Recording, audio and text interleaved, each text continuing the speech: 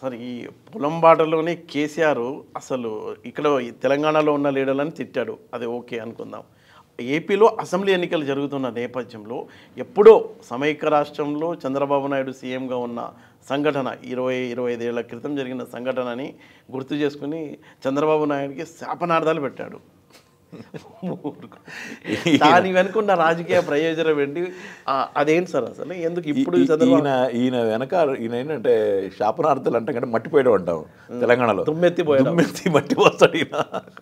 ఇప్పుడు చంద్రబాబుని టార్గెట్గా తీసుకొని ఎప్పుడో 25 ఏళ్ల క్రితం చేసిన ఆ చేనేత హత్యల గురించి అసలు నేను వెళ్ళి కాళ్ళ మీద పడి అడిగిన డబ్బులు ఇవ్వండి అంటే 50,000 అడిగినా ఇవ్వలేదు, నేనే జోలి పట్టుకుని తిరిగి ఆ డబ్బులు తీసుకొచ్చి కార్మికుల్ని ఆదుకున్నా అని ఒక సొల్లు. నిజానికి ఈయన మర్చిపోయాడు, ఆయన గురువు, ఆయనకి గురువుకి పంగనామాలు పెట్టాడంటే నిజానికి ఆయన దగ్గర నుంచి వచ్చినోడే కదా. అవును, ఈయన ఆయన దగ్గర తయారై ఆయన దగ్గర మినిస్టర్గా ఉండి మళ్ళీ ఆయన రెవెన్యూ మినిస్టర్ ఇవ్వబెట్టేప్పటికి ఈయన బయటపడ్డాడే. కానీ చంద్రబాబు నాయుడు ఒక విజన్ ఉన్న మనిషి అండి. యాక్చువల్గా ఒక విజన్ తోటి పనిచేస్తాడు. ఎందుకంటే నేను చంద్రబాబు నాయుడు గారిని కొంచెం దగ్గరగా చూసా. ఆయన ఎడ్యుకేషన్ మినిస్టర్గా కాంగ్రెస్ ప్రభుత్వంలో ఉన్నప్పుడు ఎడ్యుకేషన్ మినిస్టర్ ఉండేవాడు. అప్పుడే ఆయన ప్లానింగ్ బాగుండేది. తర్వాత ఆయన పోటీ చేయకుండా ఓడిపోయిన తర్వాత ఎన్టీ రామారావు గారి దగ్గరికి వచ్చాడు. వచ్చిన తర్వాత ఏం పొజిషన్ తీసుకోకుండా సెక్రటరీగా ఉండి తెలుగుదేశం పార్టీని నడిపాడు.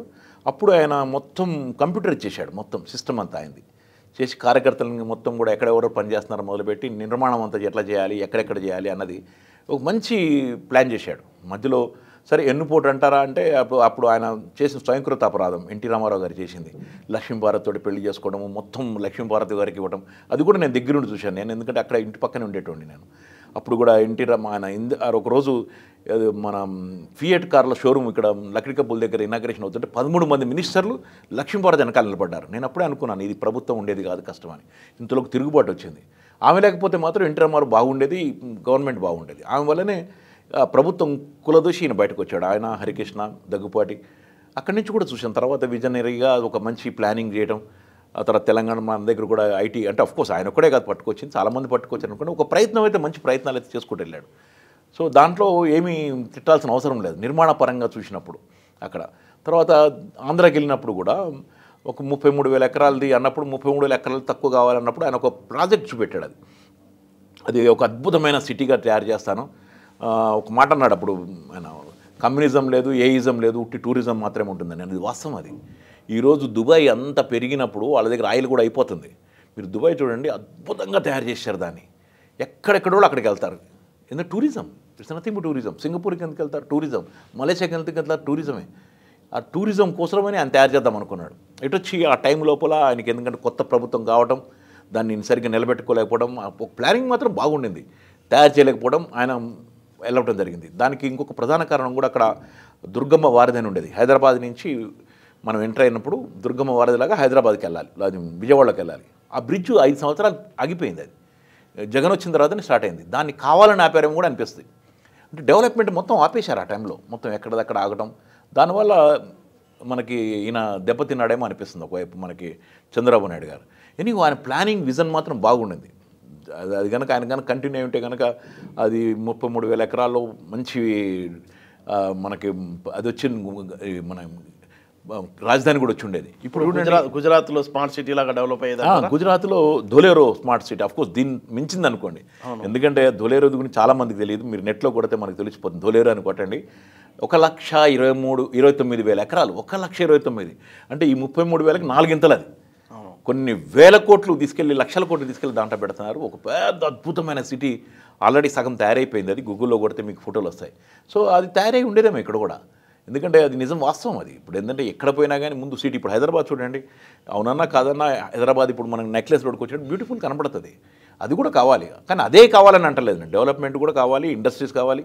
దాంట్లో ఈయన కొద్ది గొప్ప వాటర్ కోసం ప్రయత్నం చేసింది కూడా వాస్తవమే. మన అది దాంట్లో అవినీతి జరిగింది కూడా వాస్తవమే. అవి కూడా ఉన్నాయి. అవినీతి కూడా జరిగి కాళేశ్వరంలో కుంగిపోయింది. అంటే అదే ఏమైనా ఒక విజనరీగా చంద్రబాబు నాయుడు గారు పనిచేశారు. ఆయన చేసినప్పుడు ఇప్పుడు మాత్రమే నాకు కొంచెం నచ్చని విషయం ఏంటంటే మళ్ళీ బీజేపీతో కలవాల్సి వచ్చింది ఎందుకు అని చెప్పి కూడా కొంచెం నాకు అనిపిస్తుంది. అదర్వైజ్ సార్ ఇప్పుడు కేసీఆర్ ఎందుకు టార్గెట్ చేసుకుని చంద్రబాబుని మూర్ఖుడు అది ఇది అన్నట్టు శాపనార్థాలు పెట్టాడు? అంటే ఎన్నికల నేపథ్యంలో డ్యామేజ్ చేయడం ఉద్దేశమా? నిజానికి ఆయనకి ఇక్కడ చంద్రబాబు ఏమీ అడ్డం కాదు. అవును. కానీ ఎందుకని ఆ రోజు మరి మొన్న మాట్లాడేటప్పుడు నేను కూడా విన్నాను అది, ఎందుకని అనాల్సి వచ్చిందో లేదు. ఎందుకంటే ఆయన పెద్ద ఈయన దాడి చేసింది లేదు, ఈయన చేసింది కూడా లేదు. అవును. అనవసరంగా అది కూడా పాత కాసం కేసు ఒక 15-20 సంవత్సరాల క్రితం తీసుకొచ్చి దాంతో తన స్నేహితులు జగన్కు ప్రయోజనం చేకూరేలా ఆ ఆ, చేనేత జగన్కి- ఓట్లకు అటు డైవర్ట్ చేయడంలా.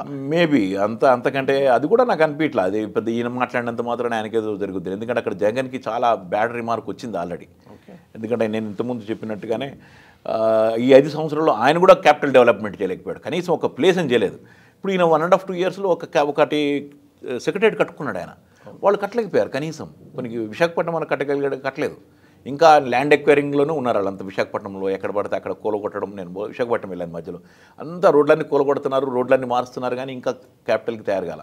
సో అది ఒక ల్యాక్విన ఉంది. ఈసారి చంద్రబాబు నాయుడు విన్ అవ్వడానికి అవకాశం ఉంది, కానీ బీజేపీతో కలిసి విన్ అవ్వడమే నాకు ఎందుకో మింగుడు మాట్లేదు. కానీ బట్ అవకాశాలు ఎక్కువ పెరిగినాయి ఆయనకి అక్కడ దాంట్లో. లేదా మళ్ళీ ఇటు లేకపోతే కాంగ్రెస్ కూడా కొంచెం పికప్ అయ్యి, మన ఈ అమ్మాయి ఉంది వెళ్ళింది కదా, షర్మిల వెళ్ళడం వల్ల ఏమైనా పికప్ అవుతాయి అంటే కనుక నాకు కనపట్లేదు. ఎందుకంటే మీటింగ్లు కూడా నేను చూస్తాను. ఎందుకంటే ఇక్కడ కూడా అట్లాగే మాట్లాడింది.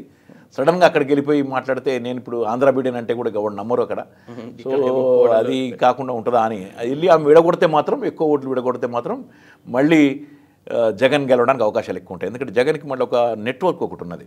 అది కొన్ని వేల మంది వాలంటీర్స్ ఉన్నారు. వాళ్ళకి మొన్న కూడా ఒక 7,500 జీతాలు ఇచ్చి ప్రతి చోట నెట్వర్క్ ఉన్న అది కూడా ఉన్నది. సో దానివల్ల ఏమన్నా గెలవడానికి అవకాశాలు ఉంటాయి. తర్వాత మొన్న ఒక అమ్మాయి సూసైడ్ చేసుకుంది. జగన్ అన్న నాకు ఇల్లు ఇచ్చాడన్న తర్వాత ట్రోల్ చేయడం వల్ల ఒక అమ్మాయి చనిపోయింది. దానివల్ల కూడా కొద్దిగా పెరగడానికి అవకాశాలు ఉన్నాయేమో కూడా అనిపించింది నాకు. ఏమైనా బట్ చంద్రబాబు నాయుడు గారు ఒక మంచి విజన్ ఉన్న లీడర్, అది ఆయన లేదంటానికైతే లేదు, ప్లానింగ్ అయితే బాగుండేది. బట్ ఇప్పుడు బీజేపీతో కలవటం ఒకటే కొంచెం ఇబ్బందికరమైన. కేసీఆర్ అయితే ఒక రాయి అయితే వేసి చూశాడు ఆయన. అంటే మీరు అన్నట్టుగా జగన్కి ఏమైనా బెనిఫిట్ చేయడానికనో ఏమో కానీ ఎంత బెనిఫిట్ చేయాలనుకున్నా కానీ జగన్ తోటి మనకి ఇప్పుడు వాళ్ళ వాటర్ దగ్గర సెటిల్మెంట్ కావటం లేదు కదా. ఇంకా కృష్ణా ప్రోగ్రామ్ పొలం బాటకి దానికి సంబంధమే లేదు. నిజంగా విషయం తీసుకొని అక్కడ ఎన్నికల్లో డ్యామేజ్ చేసేలా ట్రై చేశాడేమో అనిపిస్తుంది. అంతకంటే పెద్ద లేదు. ఏమైనా ఈయనకేంటంటే నేను ఇంతకుముందు కూడా చెప్పాను మీకు, నేను ఈ మధ్య కాలంలో కొంచెం చిప్పు ఏమైనా కొంచెం లూజ్ అయిందేమో కూడా తెలియదు. I'm sorry to say that. కొంచెం ఇబ్బంది కూడా పడి ఉండాలి ఆయన. ఈ ఓడిపోవడం ఊహించలేకపోయాడు. ఎందుకంటే ఒక కార్లు కూడా తయారు చేసి పెట్టుకుని, రేంజ్ రోవర్ లాంటి కార్లు ఒక 20-30 తయారు చేసి పెట్టుకుని, బుల్లెట్ ప్రూఫ్ కార్లు చేయించుకుని, నేను మళ్ళీ వచ్చేస్తున్నాను అనుకున్న మనిషికి రాకపోయేటప్పటికి అందులో నేను చెప్పాను కదా ఇంతకుముందు, 8వ నిజాం లాగా ప్రవర్తించి అసలు ఎవరిని కేర్ చేయకుండా, సెక్రటరీ రాకుండా అసలుకి కొత్త సెక్రటరీ కట్టుకున్నాడు. అటువంటి మనిషి ఓడిపోతానంటే కనుక ఎట్లా ఉంటుందో ఒకసారి ఆలోచించండి. అంత తెలంగాణ భాషలో చెప్పాలంటే మెథడ్ దొబ్బింది. ఏముంటుంది, లేకపోతే ప్రగతి భవన్ కట్టుకోవడం ఏంది, కానీ అంత ఎవరు చెప్తుంటారు బుల్లెట్ ప్రూఫ్ కట్టారని అని, కానీ నాకు తెలియదు, నేను లోపలికి వెళ్ళలేదు. కానీ ఒకటి ఉండంగా మళ్ళీ ఇంకోటి కట్టుకుని చేశారు. సో ఇవన్నీ చూస్తే మాత్రం నిజంగా ఏమైనా బీఆర్ఎస్ మాత్రం ఇబ్బందుల్లో ఉంది. ఓకే, కొంచెం ప్లస్ పాయింట్లు ఆంధ్రాలో చూస్తే మాత్రం కొంచెం చంద్రబాబు నాయుడుకి ఉన్నట్టు అనిపిస్తుంది. అది మనకి ఇంకా తెలియదు నాకు మొత్తం రిపోర్ట్స్.